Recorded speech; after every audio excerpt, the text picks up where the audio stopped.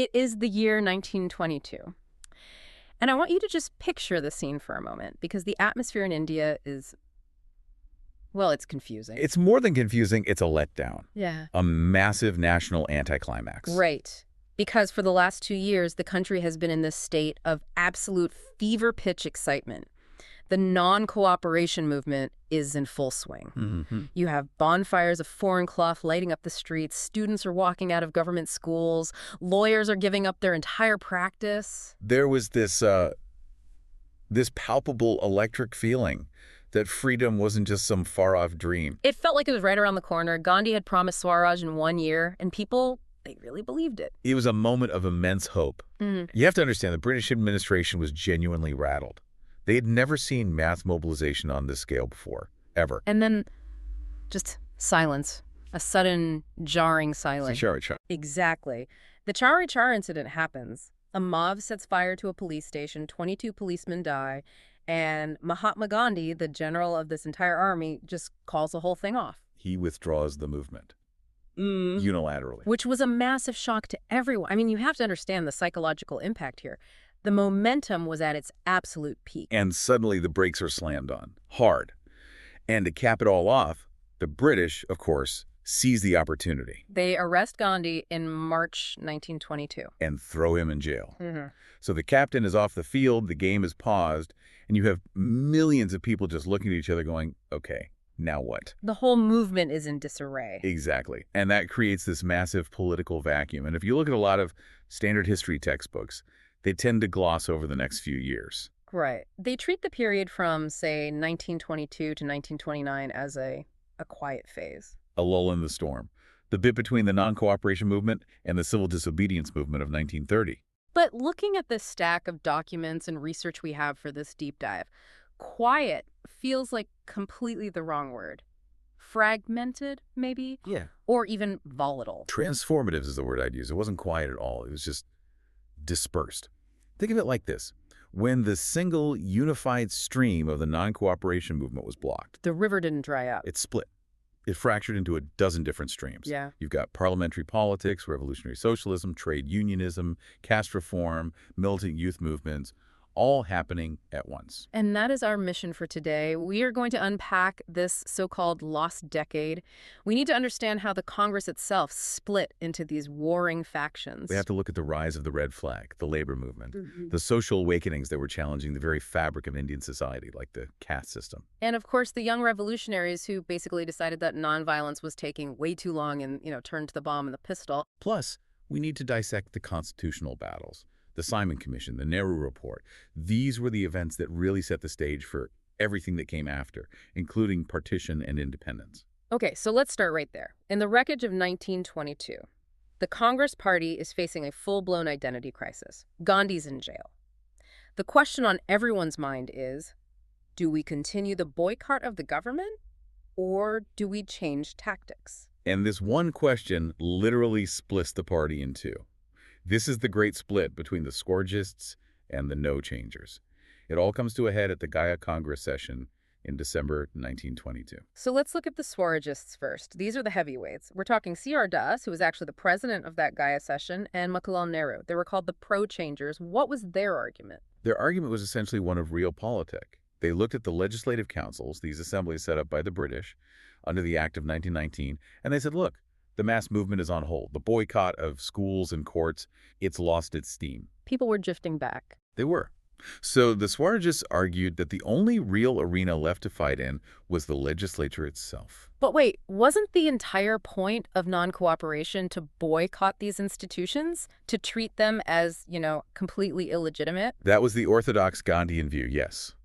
But C.R. Das and Motilal Nehru's argument was a practical one. They said that boycotting the elections just meant that loyalists, people who would say yes to absolutely everything the British wanted, would get elected unopposed. Okay, that's a fair point. You're just handing them the keys. You are.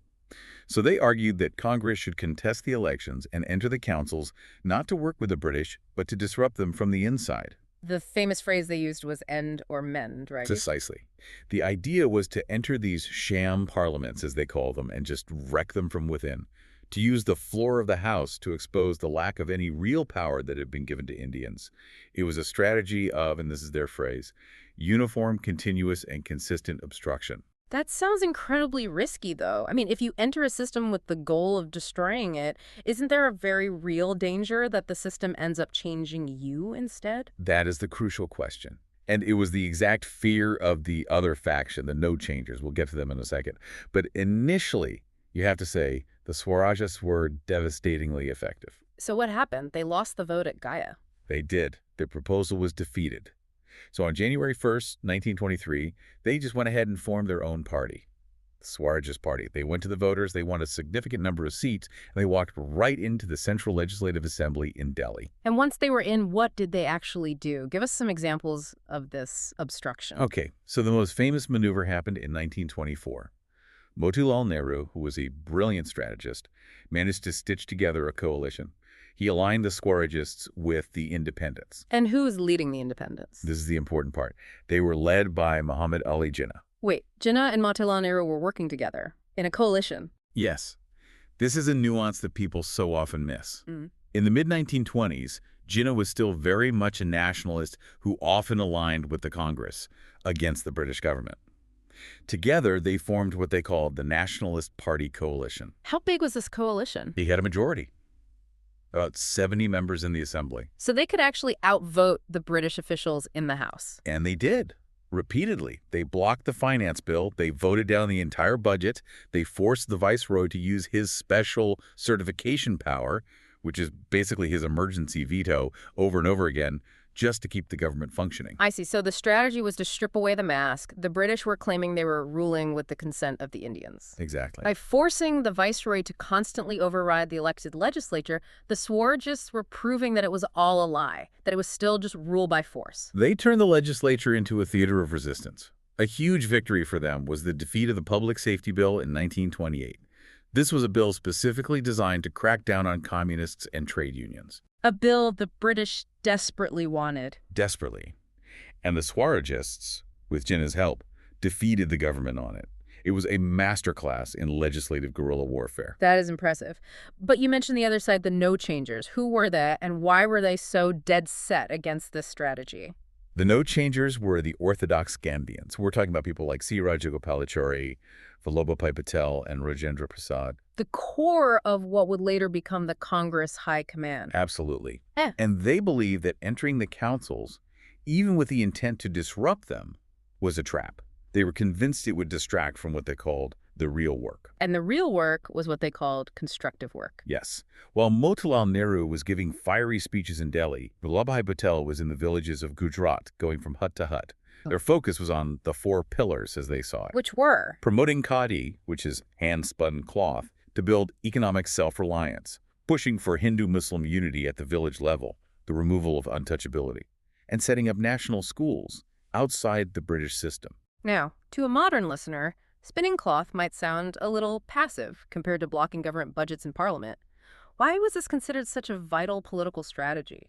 You have to see it as infrastructure building. The Swarajists were, let's say, fighting the enemy on the front lines.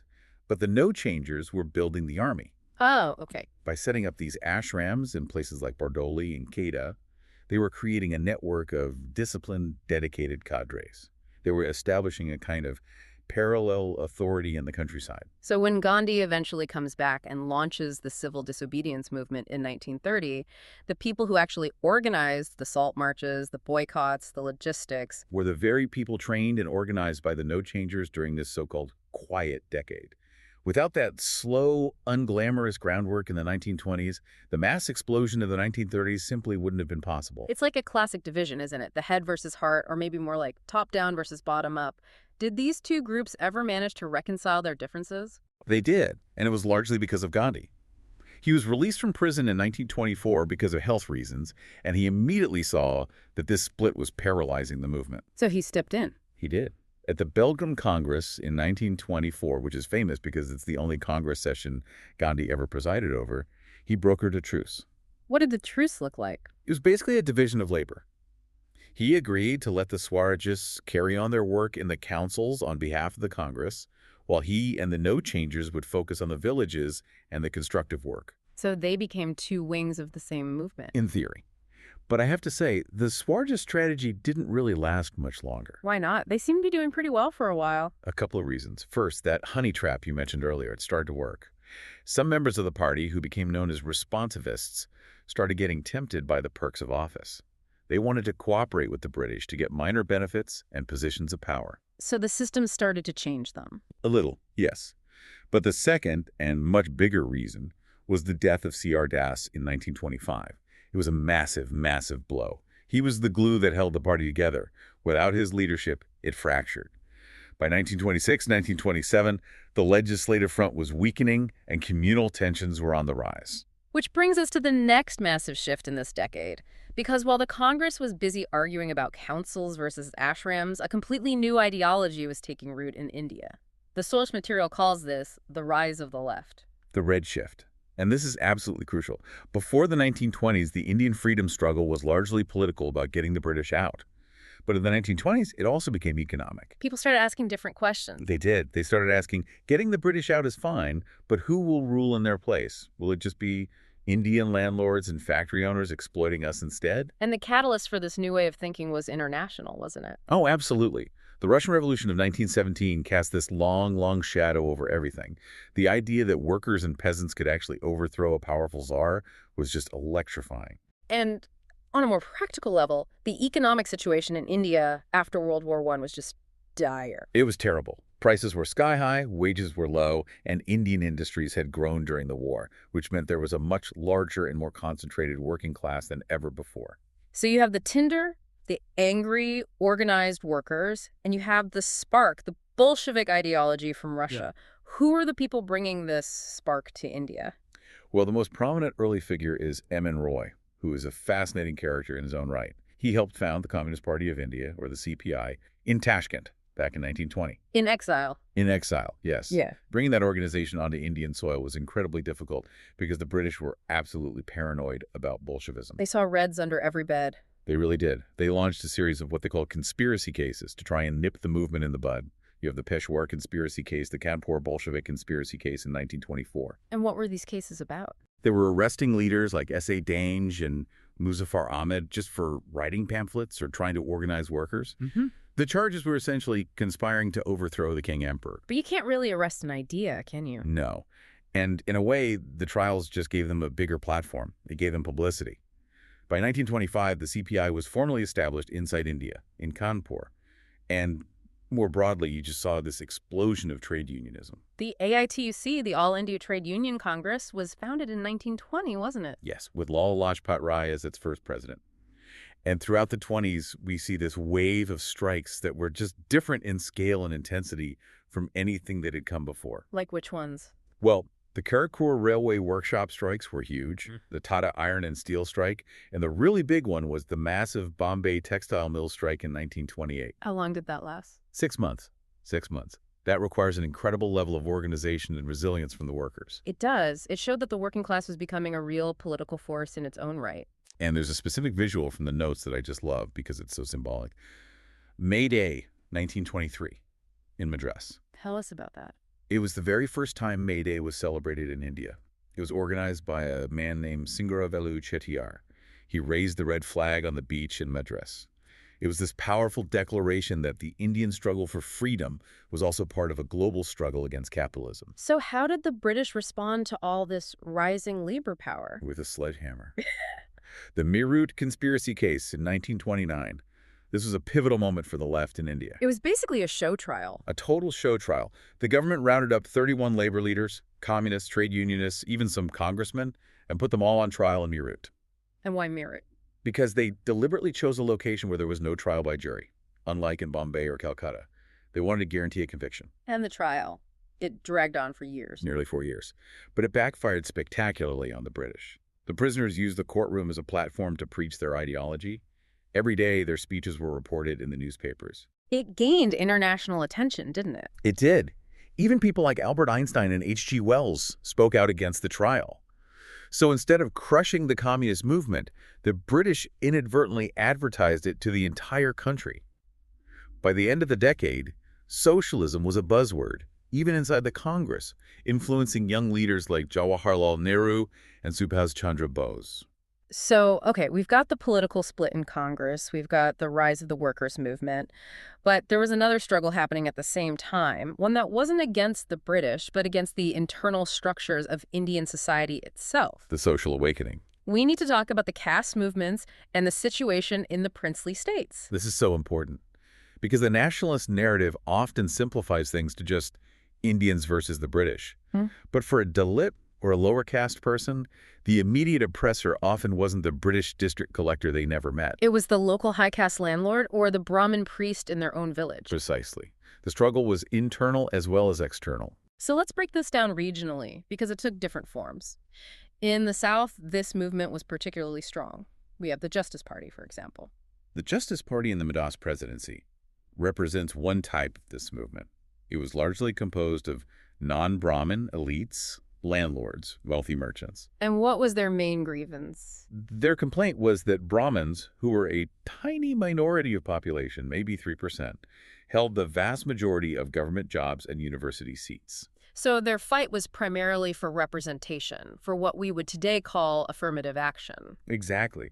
And to a certain extent, they were loyal to the British because they saw the British Raj as a sort of counterbalance to Brahmin dominance. They were the ones who secured the first communal GO, or government order, in 1921 or 22, which provided for reservations in government jobs. But then you have a figure like E.V. Ramaswamy Naikar, better known as Periyar. His movement was very different. Oh, much, much more radical.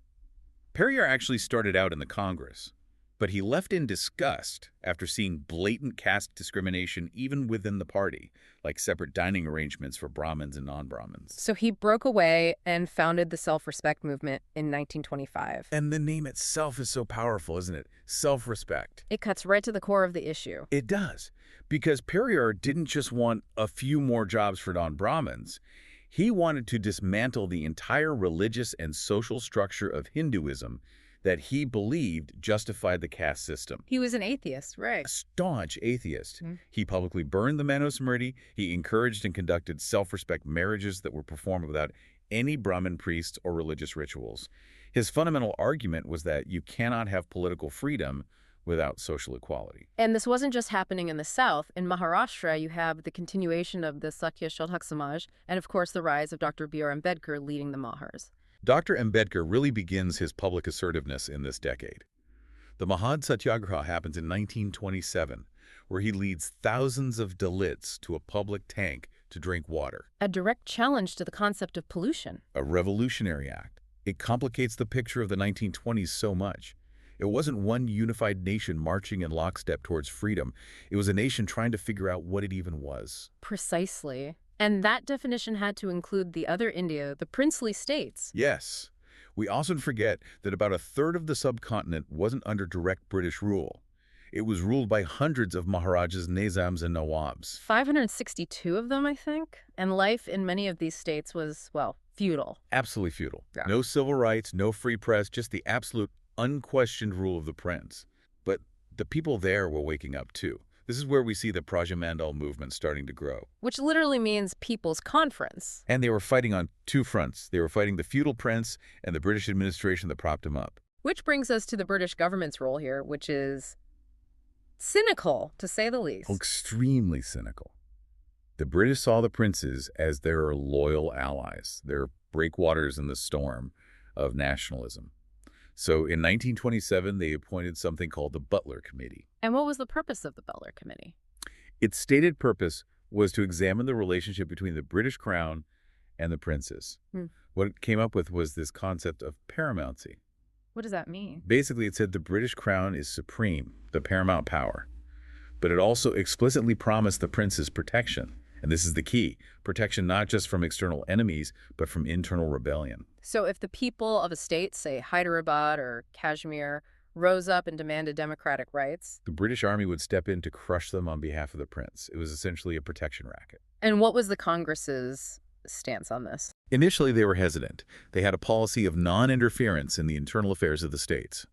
But by the late 1920s, that policy was becoming completely unsustainable. You couldn't be fighting for democracy in British India while ignoring autocracy right next door. Okay, so let's shift gears one more time. We've talked about the politicians in the councils, the workers on strike, and the social reformers in the villages. But there was another group of people, mostly young men and women, for whom all of this was just too slow. Mm. They didn't want to boycott and they didn't want to negotiate. They wanted to ignite a revolution with force. The revolutionaries, and this is really the second phase of the revolutionary movement. The first phase was pre-1915 in the Swadeshi era. The second phase in the 1920s was different. How so? It was deeply influenced by the socialist and communist ideas we were just discussing. It was more ideological. It starts with the HRA, the Hindustan Republican Association, which was founded in Kanpur in 1924. Right. This was led by the older generation of revolutionaries who had survived the first phase, people like Sachin Sanyal and Ramprasad Bismil. And their manifesto was incredible for the time. It promised a federal republic of the United States of India based on universal suffrage. They weren't just gunmen. They had a constitutional vision. A very clear one. But to build a revolutionary army, they needed weapons. And for weapons, they needed money. Which leads directly to the Kakori incident. August 9th, 1925, the famous Kakori train robbery. 10 revolutionaries held up the 8-down train near Lucknow. Their target was the government treasury cash box. They wanted the money to buy weapons, specifically German Mauser pistols. It's become this legendary, almost romanticized story, but the aftermath was absolutely brutal for them. It broke the back of the HRA leadership. The British crackdown was swift and merciless.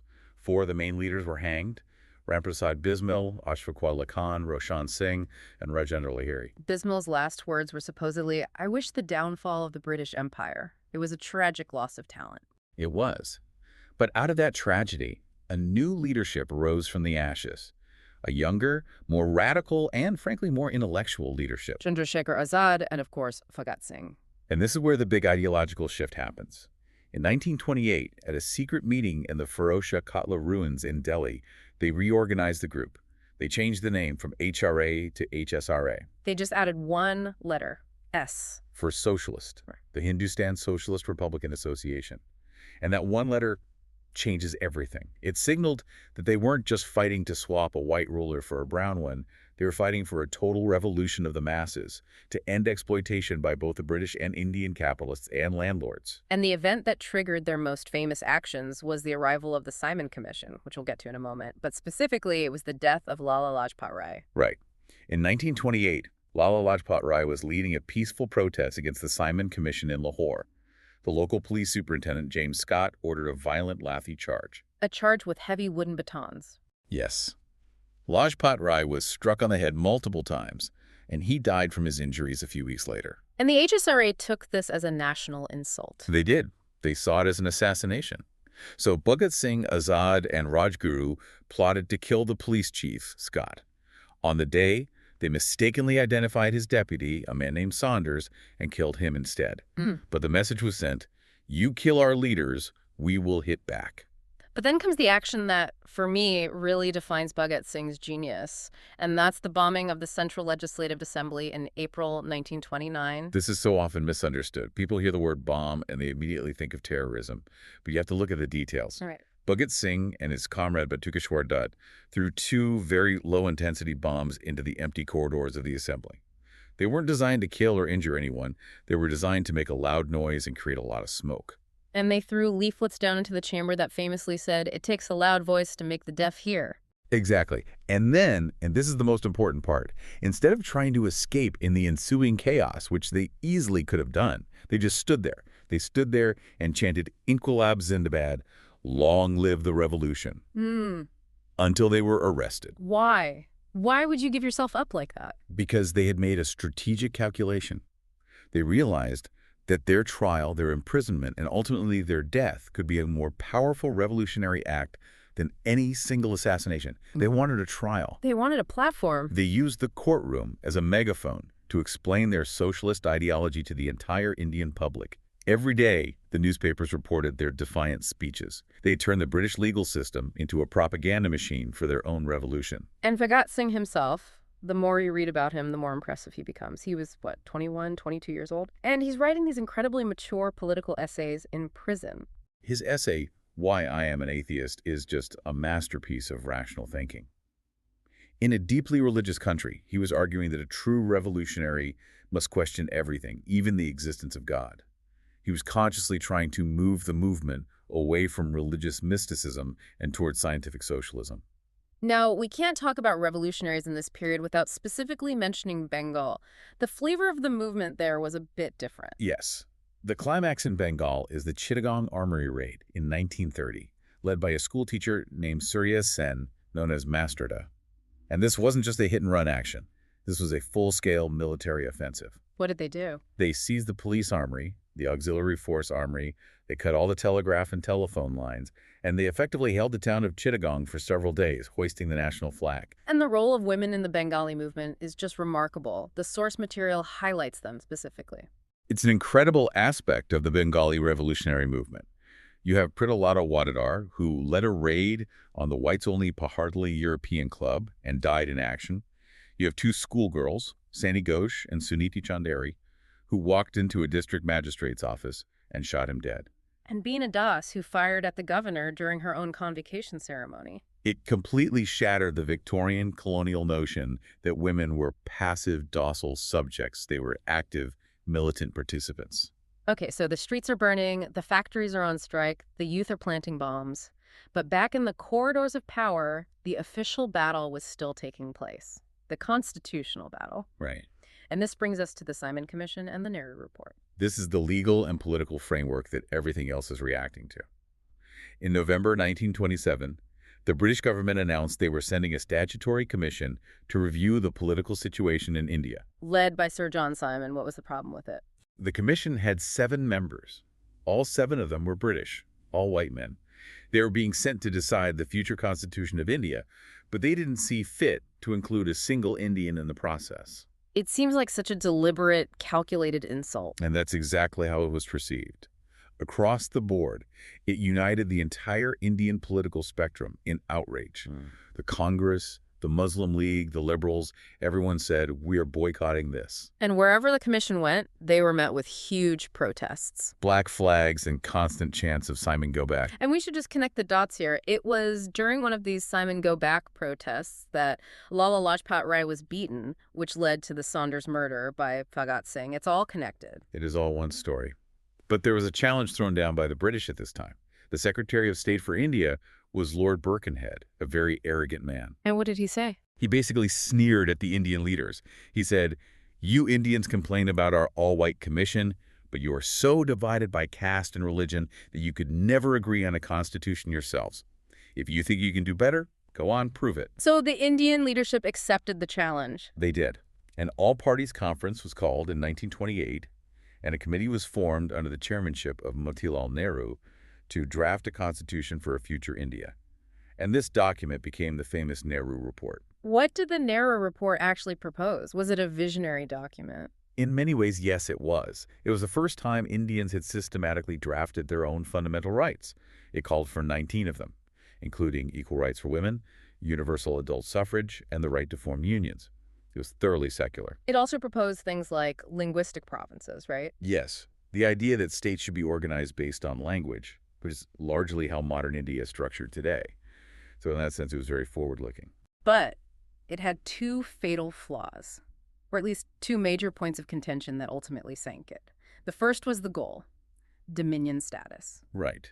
The Nehru Report didn't ask for full independence. It asked for dominion status, which would mean India would be a self-governing unit within the British Empire, like Canada or Australia. The King of England would still be the head of state. And the younger generation in the Congress, including Jawaharlal Nehru, Motilal's own son, and Subhas Chandra Bose, were absolutely furious about this. They called it semi-slavery. They wanted Purna Swaraj complete independence, nothing less. They actually threatened to split the Congress again over this issue. And Gandhi had to step in. Gandhi had to step in and broker a compromise. He said, okay, we will officially ask the British for dominion status for 1 year. If they don't grant it by the end of December 1929, then the Congress will switch its goal to Purna Swaraj. So he put a clock on it, a 1-year ultimatum. But that was only the first flaw. The second and more tragic one was the communal question. This is where the hope of 1928 really turns into the tragedy that leads towards partition. This is the most heartbreaking part of the whole deep dive, I think. Because the Muslim League led by Jinnah at this point, was actually willing to give up its long-standing demand for separate electorates. We should just quickly define that. Separate electorates meant Muslims only voted for Muslim candidates in reserved seats, Hindus for Hindus. It was a system designed to entrench division. Exactly. Jinnah put forward what were called the Delhi Proposals in 1927.